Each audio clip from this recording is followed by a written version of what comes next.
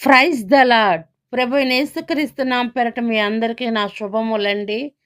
ఈరోజు బైబిల్ ధ్యానములో మనం నేర్చుకోబోతుంది సామెతలు 12వ అధ్యాయము 16వ వచనం నుంచి 20వ వచనం వరకు మనం చదువుకుందాం.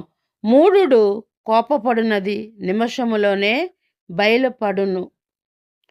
వివేకి నిందను వెల్లడిపరచక యూరకుండును. సత్యవాద ప్రియుడు నీతిగల మాటలు పలుకును. కూట సాక్షి మోసపు మాటలు చెప్పును.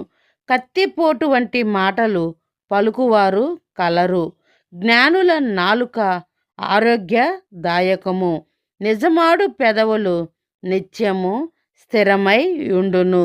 అబద్ధమాడు నాలుక క్షణం మాత్రమే యుండును. కీడు కల్పించు వారి హృదయములో మోసము కలదు. సమాధానపరచుటకై ఆలోచన చెప్పువారు సంతోషభరితులగుదురు. గాడ్ బ్లెస్ యూ పిల్లలు. God bless you.